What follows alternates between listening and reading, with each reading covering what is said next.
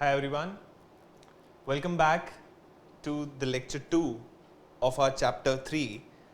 तो साहब हम लास्ट क्लास में क्या पढ़ रहे थे? हमने पढ़ा management and impact of business environment on the management. ठीक है, इसी में हमने कैरेक्टरिस्टिक्स ऑफ बिजनेस एनवायरनमेंट को स्टार्ट किया था, जिसके अंदर हम टोटलिटी ऑफ एक्सटर्नल फोर्सेस को ऑलरेडी समझ चुके हैं. ठीक है, सेकेंड पॉइंट आप लिखना शुरू करेंगे, specific and general forces. Second point हमारा था specific and general forces.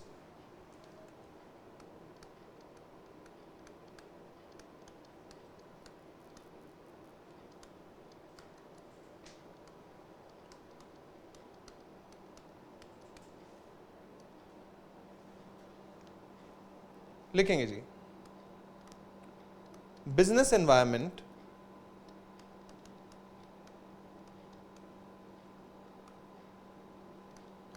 includes both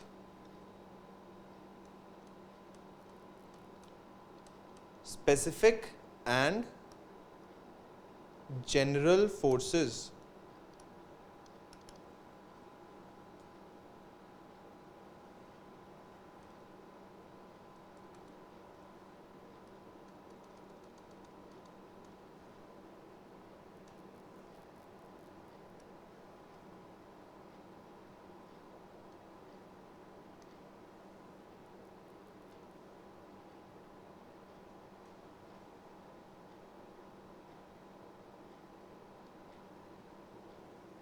ठीक है जी, हेडिंग डालेंगे. पहला आपका specific forces,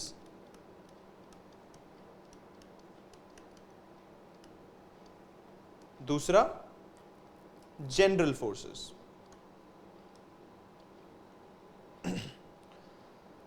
sir specific forces में क्या क्या आता है ये समझना है हमको. ठीक है जी, तो investors, customers, competitors and suppliers. ये हर कंपनी के अपने स्पेसिफिक फोर्सेस हैं. ठीक है जी, लिखेंगे these forces affect individual enterprises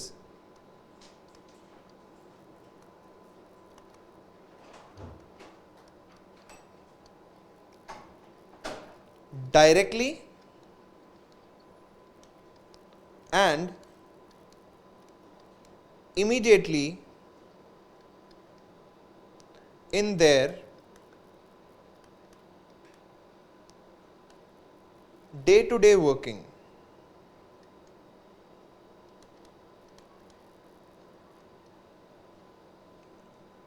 ठीक है जी, और वही बात करते हैं हम जनरल फोर्सेस की. तो जनरल फोर्सेस कौन कौन सी होंगी? ESPLT, economic, social, political, legal and technological. लिखेंगे economic, social, political, legal and technological.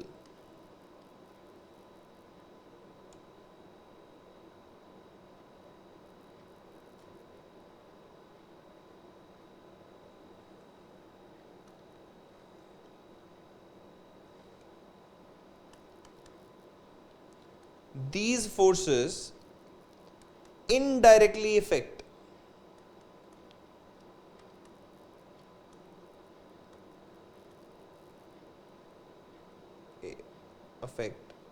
the business enterprises.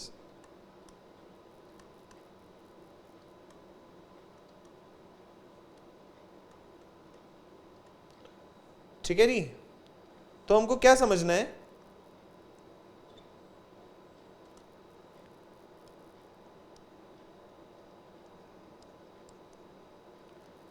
Sir specific forces आपके बिजनेस को डायरेक्टली इंपैक्ट करते हैं, डायरेक्टली अफेक्ट करते हैं, और जनरल फोर्सेस इनडायरेक्टली अफेक्ट करते हैं।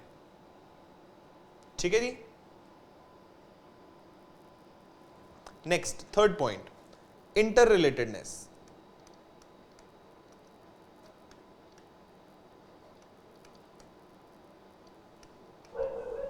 Inter relatedness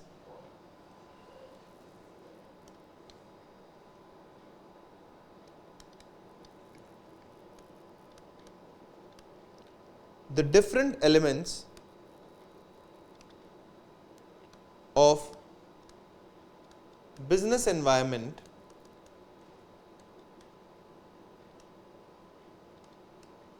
are closely interrelated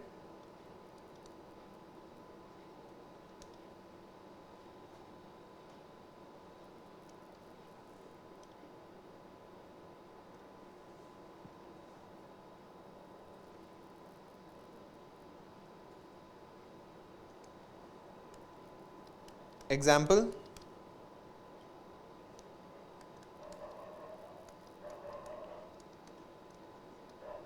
सब पेट्रोल इंडस्ट्री और डीजल इंडस्ट्री पर इंपैक्ट जो होंगे वो ऑलमोस्ट सेम इंपैक्ट्स होंगे। अगर पेट्रोल का प्राइस ज्यादा बढ़ेगा और डीजल का अगर कांस्टेंट रहता है तो ऐसे केस में डीजल गाड़ियों की सेल बढ़ जाएगी, और वही वाइस वर्सा। ठीक है, sorry. Similarly Coke and juice. Sir अगर सॉफ्ट ड्रिंक, अगर लोग ज्यादा हेल्थ कॉन्शियस होंगे तो सॉफ्ट ड्रिंक लोग पीना कम कर देंगे। जैसे जैसे लोग सॉफ्ट ड्रिंक पीना कम करेंगे वैसे वैसे जूस की सेल बढ़ जाएगी। ठीक है।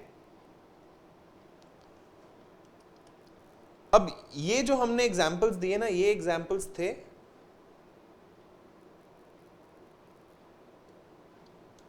कंपेटिटिव प्रोडक्ट्स की, यानी कि इनका इनवर्स रिलेशनशिप है, एक बढ़ेगा दूसरा कम हो जाएगा। ठीक है, तो सिर्फ ये सिचुएशन नहीं होती। कॉम्प्लीमेंट्री प्रोडक्ट्स क्या होते हैं कि एक की सेल बढ़ेगी तो दूसरे की भी सेल बढ़ेगी। ठीक है जी। जैसे कि हमने इलेक्ट्रॉनिक व्हीकल की बात करी थी साहब, अगर इलेक्ट्रॉनिक व्हीकल की डिमांड बढ़ेगी तो उसमें लगने वाली लिथियम बैटरी की भी डिमांड बढ़ेगी।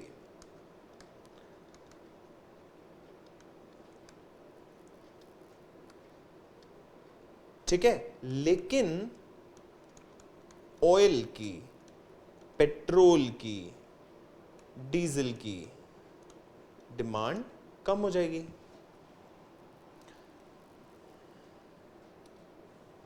ये दो प्रोडक्ट्स जो हैं आपके,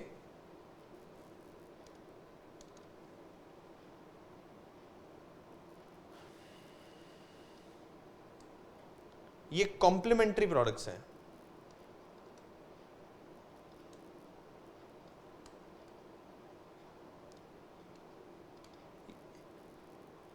ये सेम डायरेक्ट रिलेशनशिप है, सेम रिलेशनशिप है। ये इनवर्स रिलेशनशिप है, ये भी इनवर्स रिलेशनशिप है। ठीक है जी, लिखेंगे।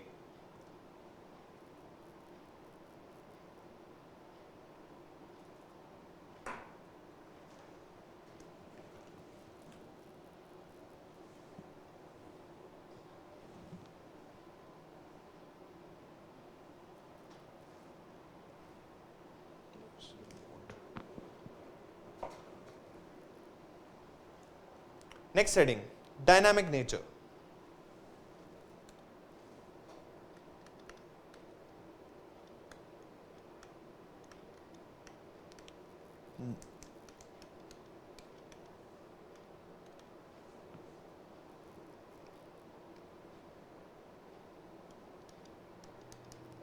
The business environment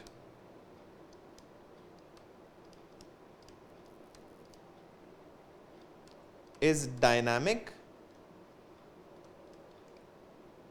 in nature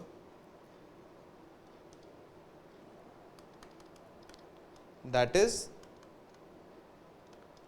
it keeps on changing.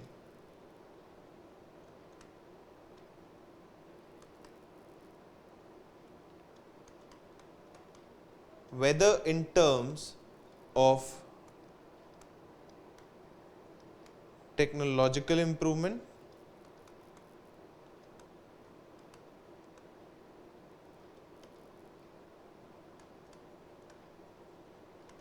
shifts in consumer preference,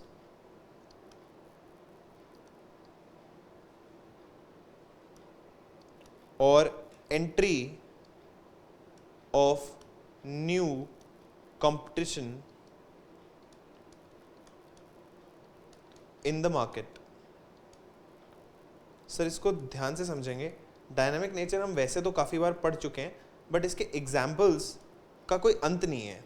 तो मैं आपको कुछ और नए एग्जाम्पल समझाना चाह रहा हूँ डायनामिक नेचर ऑफ इंडस्ट्री या dynamic nature of business environment के. सब एक कंपनी है जिसका आपने नाम सुना होगा और ये कुछ रिसेंट ईयर्स में ही पॉपुलर हुई है हमारे देश में, दैट इज एयरबीएनबी. सर हमको आइडिया है एयरबीएनबी क्या काम करती है, किस तरीके का काम करती है. तो एयरबीएनबी एक अकोमोडेशन प्रोवाइडिंग कंपनी है and it is a new concept जो कि एयरबीएनबी से पहले एग्जिस्ट नहीं करता था. इंडिया में तो कम से कम नहीं करता था. यूएस में एयरबीएनबी बहुत पुराना है, इंडिया में रिसेंट ईयर्स में आया है और बहुत पॉपुलर हो गया है. अगर आप किसी भी ट्रिप पर जाते हैं विद इन इंडिया और आउटसाइड इंडिया, ठीक है, तो आपके पास एक तो रेगुलर ऑप्शन होता है कि आप एक होटल बुक कर लें.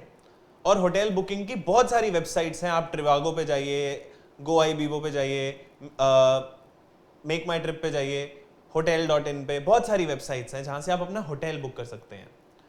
दूसरा ऑप्शन थोड़ा इकोनॉमिकल ऑप्शन और बेटर ऑप्शन. तो होता क्या है कि जो आपके होटल्स होते हैं वो सिटी के अंदर कम होते हैं और आउटस्कर्ट्स पे ज्यादा होते हैं. जैसे वो किस तरफ होंगे, वो स्टेशंस, रेलवे स्टेशंस, एयरपोर्ट्स के पास ज्यादा होते हैं, विद इन द सिटी कम होते हैं. ठीक है, तो अगर आप किसी जगह पर जा रहे हैं तो ऑब्वियसली आप उस सिटी में घूमने जा रहे हैं. तो अगर आप होटल आउटस्कर्ट्स पे लेंगे तो सबसे बड़ी दिक्कत तो यह है कि साहब सिटी के अंदर आने जाने में वक्त लगेगा, ठीक है, और आने जाने की कॉस्ट भी बढ़ जाएगी. बेटर क्या है कि ऐसी कोई accommodation within the city मिल जाए और सस्ती मिल जाए और वही सारी फैसिलिटीज मिल जाए जो एक होटल देगा. तो ये कॉन्सेप्ट लाता है एयरबीएनबी. तो अगर किसी के पास एक घर है जिनका एक फ्लोर खाली है, वो क्या कर सकते हैं, वो उस घर को एक दिन के लिए रेंट पर दे सकते हैं, लेकिन वो घर फुली फर्निश्ड होना चाहिए. ठीक है जी, यानी कि फर्नीचर लगा होना चाहिए, किचन होनी चाहिए, सब कुछ होनी चाहिए. एक तरीके से आपको 1 या 2 दिन के लिए घर मिल गया है पूरा का पूरा, जिसके अंदर राशन भी है. आपको खाना बनाना है, आप खाना बना सकते हैं. अगर आपको खाना ऑर्डर करना है, आप ऑर्डर कर सकते हैं. ठीक है, तो ये नया कॉन्सेप्ट है एयरबीएनबी का. साहब अब ये किसके लिए कंपटीशन है? ये होटल इंडस्ट्री के लिए एक डायरेक्ट कंपटीशन है, क्योंकि अब जो भी आदमी एक इकोनॉमिकल ऑप्शन ढूंढ रहा है एक ट्रिप पर जाकर एक जगह पर रहने के लिए, तो उसके लिए एयरबीएनबी बहुत अच्छा ऑप्शन है. सर मैं अगर आपको हिमाचल प्रदेश का भी आइडिया दूं तो हिमाचल में आप 7,000 to 8,000 रुपीज के अंदर एक पूरा का पूरा फ्लोर ले सकते हैं जिसके अंदर 3 बेडरूम अपार्टमेंट है पूरा का पूरा, 8,000 रुपए एक दिन के हिसाब से. और वहीं आप अगर 3 बेडरूम में अगर आप एवरेज 3 लोग भी लगाएंगे तो 9 लोगों का 8,000 रुपए का खर्चा है आपका. और वही आप अगर 3 होटल रूम लें, अगर आप मैक्लोडगंज जैसी जगह पर, तो वहां पर आपको 4 या 5,000 रुपए का एक दिन का रूम मिलेगा. वही कॉस्ट जो आपको 8,000 रुपए है वो 12,000 रुपए कम से कम पड़ेगी आपको अगर आप होटल में रुकते हैं. ठीक है, तो सिमिलरली कंपटीशन, एक और कंपटीशन है ओयो रूम्स तो है ही है, बट ओयो जनरली कंपटीशन ना होकर कॉम्प्लीमेंट्री है टू होटल इंडस्ट्री. क्यों? क्योंकि ये दूर दराज होटल भी आपको यहां बैठे बैठे दिखा देता है. ओयो क्या करता है साहब, आप ओयो की ऐप डाउनलोड करिए और आपको जाना है चंडीगढ़, तो चंडीगढ़ में कौन कौन से होटल्स हैं जो अवेलेबल हैं, कितने रूम्स अवेलेबल हैं, कितने प्राइस पर अवेलेबल हैं, क्या टाइमिंग है, चेक इन क्या है, सिक्योरिटी क्या है, लोगों के रिव्यूज क्या है, वो हाथ के हाथ आपको अभी के अभी ऐप पर नजर आ जाएंगे। तो ओयो कंपटीशन नहीं है, लेकिन कॉम्प्लीमेंट है to the hotel industry. Similarly एक नई ऑर्गेनाइजेशन है, नई भी नहीं है, काफी पुरानी हो चुकी है, कोवर्क्स। साहब कोवर्क्स क्या करती है, ये भी आपको अकोमोडेशन प्रोवाइड करती है, लेकिन ये अकोमोडेशन ऑफिशियल है, कमर्शियल अकोमोडेशन है। तो मान लीजिए आप एक फ्रीलांसर हैं। फ्रीलांसर कौन होता है साहब? आप एक डिजाइनर हैं, ठीक है। अब डिजाइनर के पास, फैशन डिजाइनर है वो, आपके पास ऑफिस के नाम पर कुछ नहीं है, आपने अपनी ही घर की छत पर 4-5 मशीनें लगाई हुई हैं सिलाई की, और वहां दर्जी बिठाए हुए हैं, और वहां पर आप अपनी प्रोडक्शन करते रहते हैं, ठीक है। प्रॉब्लम क्या है? प्रॉब्लम है डिस्प्ले की। अगर मेरे को ऑफिशियल मीटिंग के लिए जाना है तो क्या मैं घर पे बुलाऊं किसी को मिलने के लिए, या उसको उस छत वाले कमरे में बिठा के मीटिंग करूं? Sir, the impression on the customer, prospective customer और buyer will not that good अगर मैं घर पे बुलाता हूं या मैं अपनी फैक्ट्री के अंदर बुलाता हूं। So better option will be एक कमर्शियल सेटअप जहां पर ऑफिस जैसा माहौल हो और वहां पर आप अपनी क्लाइंट मीटिंग करें। तो कोवर्क्स फ्रीलांसर्स के लिए एक ऑफिस सिचुएशन प्रोवाइड करता है, यानी कि उन्होंने एक बड़ा सा ऑफिस बनाया हुआ है और उसकी अलग अलग डिविजन्स बनाए हुए हैं, केबिन्स भी हैं, कॉन्फ्रेंस रूम्स भी हैं और नॉर्मल टेबल्स भी हैं कि आप अपने क्लाइंट को बुलाएं वहां पर और आप उनके साथ वहां पर मीटिंग करें। अंदर ही खाने पीने का भी पूरा का पूरा हिसाब किताब है, कॉफी शॉप भी है। तो आपको जितनी फैसिलिटीज एक रेगुलर ऑफिस के अंदर मिलेंगी उतनी कोवर्क्स में मिलेंगी। आपको जो अगर आपको एक टेबल बुक करना है तो आप एक टेबल बुक करो, वो उस टेबल का पैसा चार्ज करेंगे। तकरीबन 3,000 रुपए से लेकर 5,000 रुपए वो पर डे चार्ज करते हैं आपसे। सब बहुत बढ़िया है। आप 4-5 मीटिंग्स इकट्ठी शेड्यूल कीजिए, आप अपने बायर से मिलिए, इससे ज्यादा तो आप बिजनेस बना लेंगे। 3-4 हजार रुपए तो कुछ भी नहीं है, ठीक है। तो ये नए कॉन्सेप्ट्स हैं जो मार्केट में निकल कर आ रहे हैं, आने वाले टाइम में ऐसा ही होगा। अब एक फ्रीलांसर को महीने में अगर 2 ही मीटिंग करनी होती हैं तो साहब उसके लिए एक अलग ऑफिस बनाने की जरूरत क्या है? आप ऐसी जगह पर किराया दीजिए और 3,000 रुपए भी अगर आपको लगते हैं तो 6,000 रुपए में आपकी वो महीने की 2 मीटिंग्स हैंडल हो जाती हैं। अगर मैं ऑफिस लेता हूं तो साहब कम से कम भी तो 25,000 रुपए महीने का रेंट है, फिर उसकी 5,000 रुपए की कम से कम बिजली, एक लड़का रखूंगा उसकी 10,000 रुपए की तनख्वाह, कम से कम भी तो अगर मैं ये हिसाब लगा लूं तो 40,000 रुपए है। और खर्चा 40,000 रुपए नहीं होगा, इससे बहुत ज्यादा होगा। ये तो बहुत मिनिमम कॉस्ट, मोटी मोटी कॉस्ट मैंने बताई है। आपका ट्रांसपोर्टेशन कॉस्ट, बहुत सारे खर्चे हैं जो इसके अंदर और जुड़ जाएंगे, ठीक है। तो बेटर क्या है? बेटर साहब ये कॉन्सेप्ट है कि अगर आपको इतनी ज्यादा जरूरत ऑफिस की नहीं है तो व्हाई परचेज एन ऑफिस? आप कोवर्क्स वाले अरेंजमेंट में जाइए, अपनी मीटिंग वहां आराम से करिए, ठीक है साहब। आगे चले,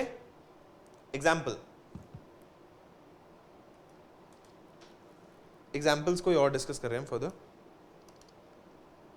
changes like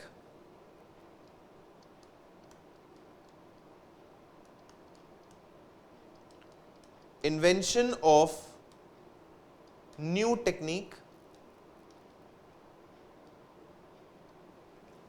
of production,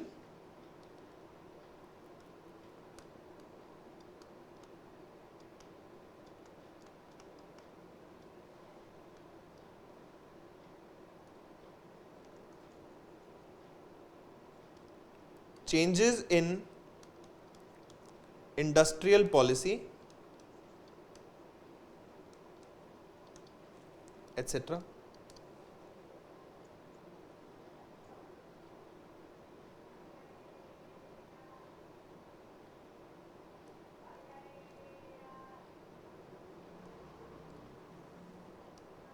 Due to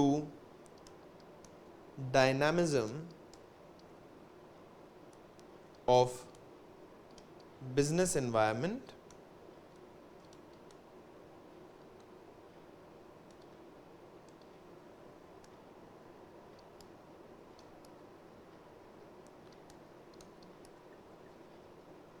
management is required to remain highly cautious,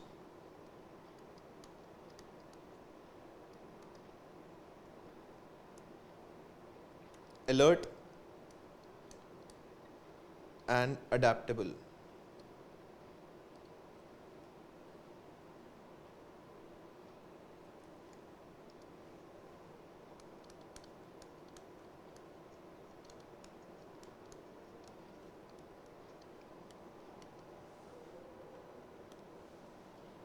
Uncertainty.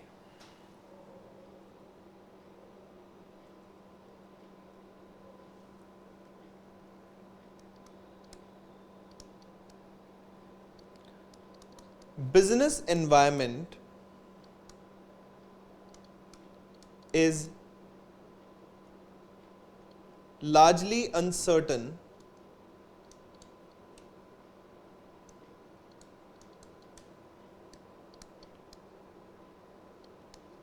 as it is very difficult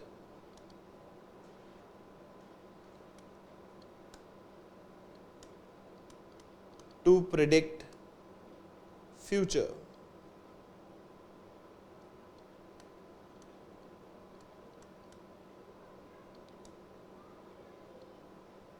Especially when environment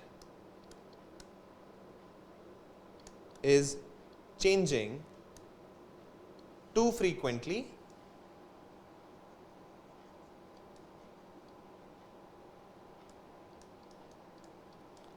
like in case of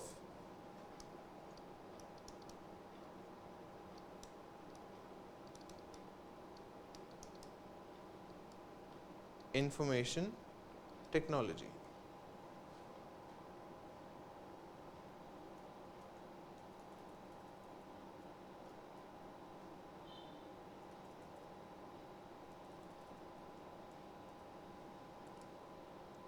Complexity,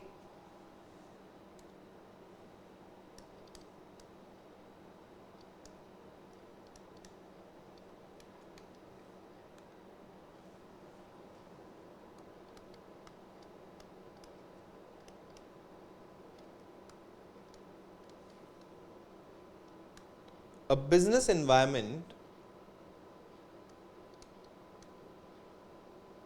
is complex as it is a combination of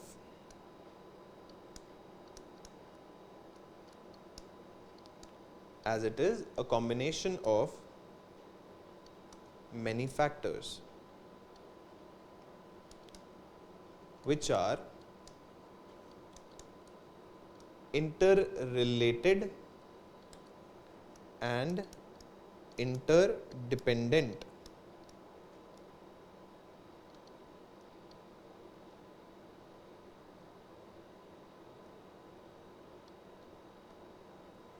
Interrelated and interdependent.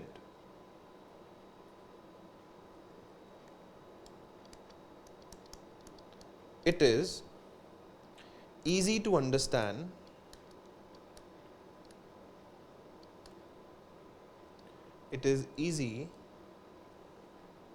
understand environment in parts, but it is very difficult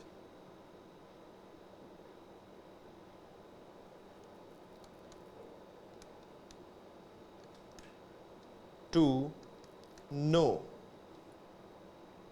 the relative influence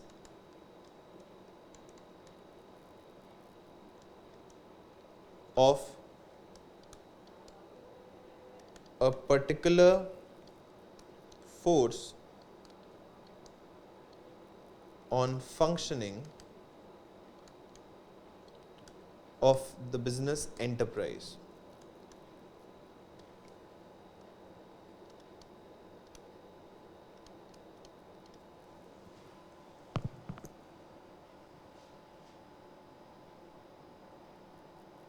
ठीक है जी?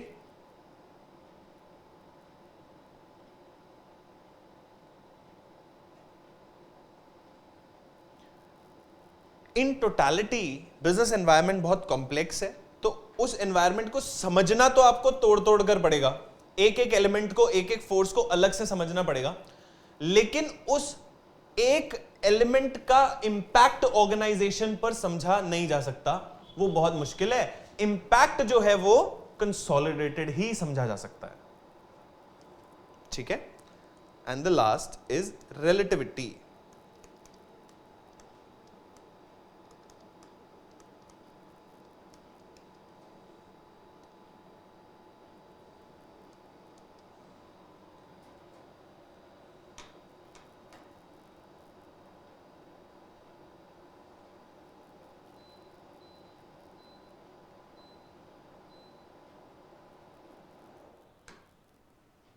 सब relativity का मतलब no universal application.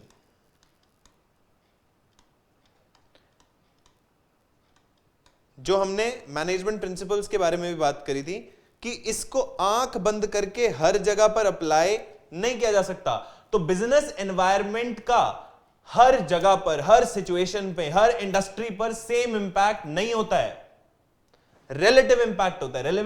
Relative मतलब हर अलग जगह पर अलग impact, so you have to study the impact, ठीक है जी।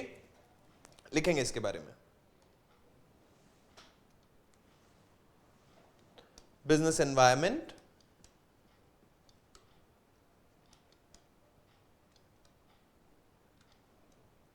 is a relative concept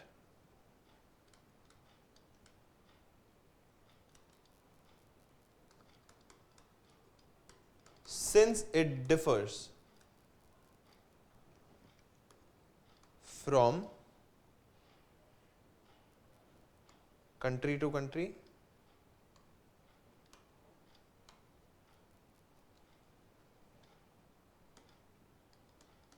industry to industry,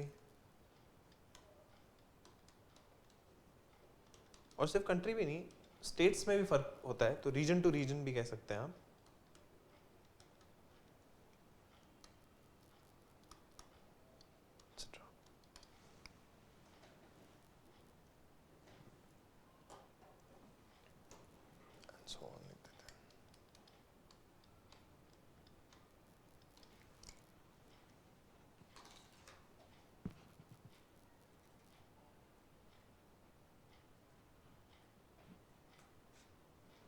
ठीक है जी, आगे चलें। इसके बाद हमको समझना है इंपॉर्टेंस ऑफ बिजनेस एनवायरनमेंट, कि बिजनेस एनवायरनमेंट को अगर मैं पहले से फोरसी कर लेता हूं, पहले से समझ लेता हूं, तो उसका बेनिफिट क्या है एक ऑर्गेनाइजेशन पॉइंट ऑफ व्यू से। तो साहब वही मैंने आपको बताया था कि अगर आप पहले से ही समझ लेते हैं कि फ्यूचर में क्या इंपैक्ट होने वाला है एक पॉलिसी का या एक चेंज का, तो वही आपके लिए अपॉर्चुनिटी है, जिसको हम फर्स्ट मूवर्स एडवांटेज भी बोलते हैं, ठीक है। हेडिंग लिखते हैं, importance of business environment.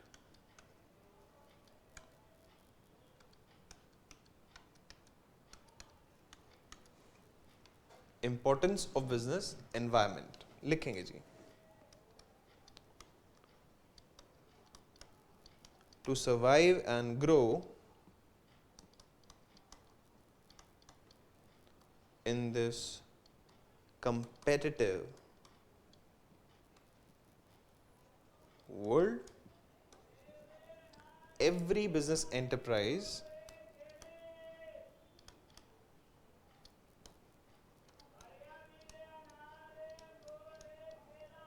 has to systematically analyze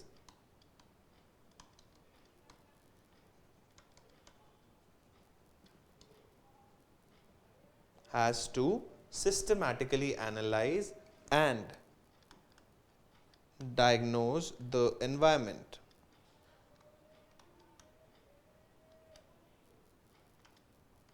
आपको एनवायरनमेंट को समझना जरूरी है।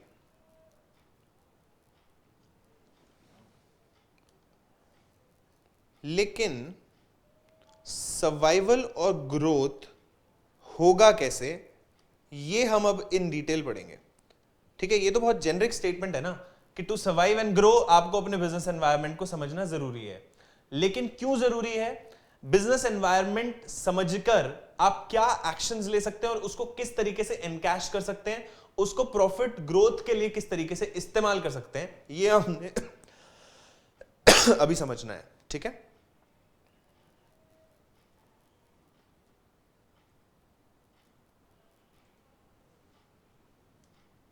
लिखेंगे जी आगे। अ study of business environment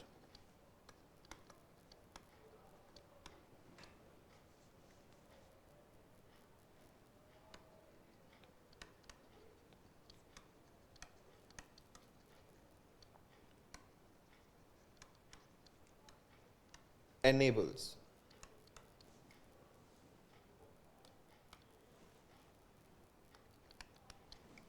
study of business environment enables identification of opportunities and providing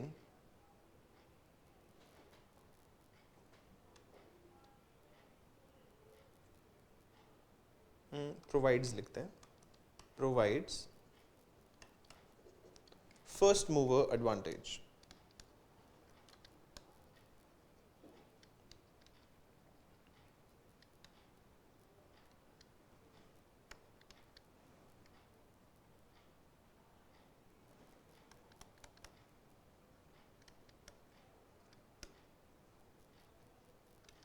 Identify threats and early warning signals.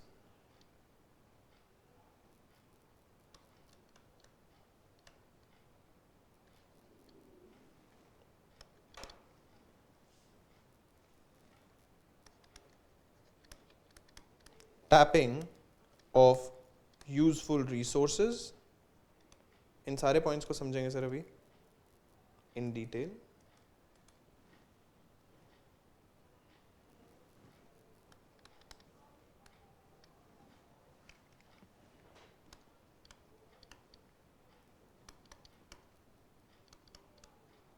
Coping with rapid changes,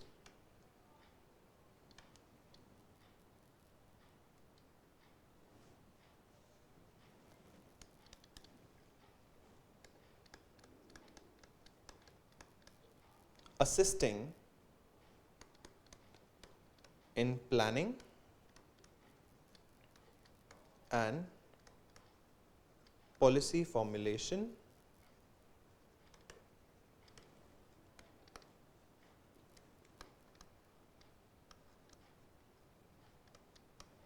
improving performance.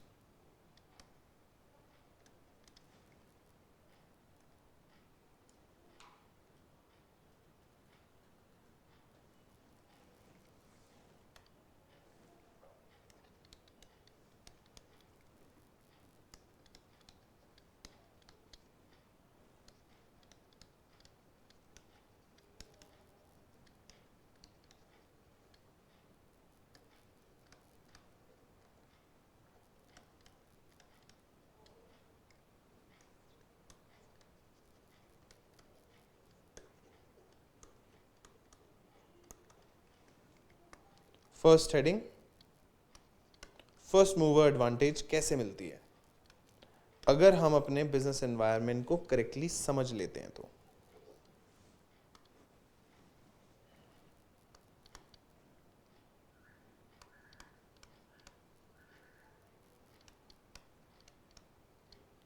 Opportunities refer to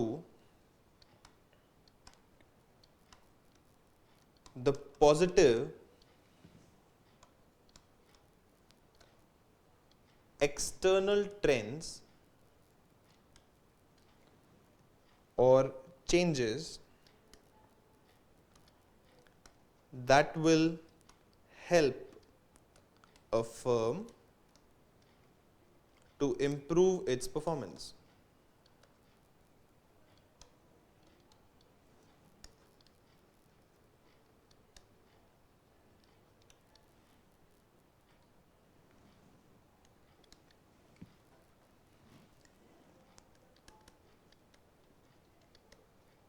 the external environment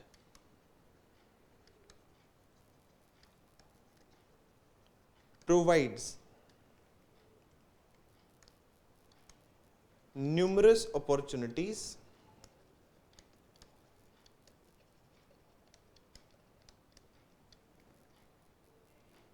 for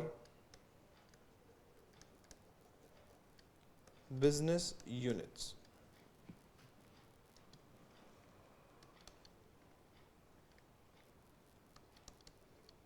The company which is more conscious, साहब जो company ज्यादा conscious है about changes in business environment, about the changes of business environment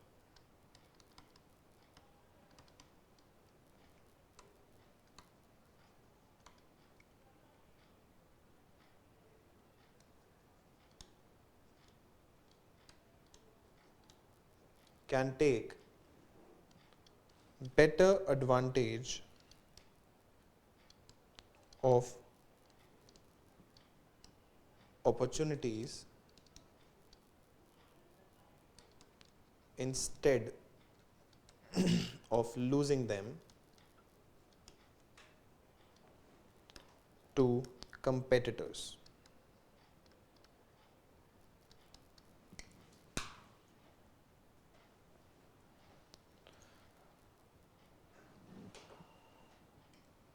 example समझते हैं sir इसके. First movers advantage.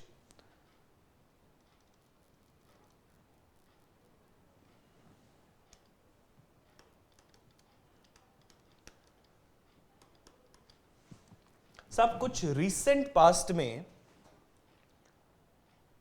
Consumers बहुत ज्यादा health conscious हो गए हैं एंड मार्केट में बहुत सारे फिटनेस ट्रैकर्स भी आ गए हैं.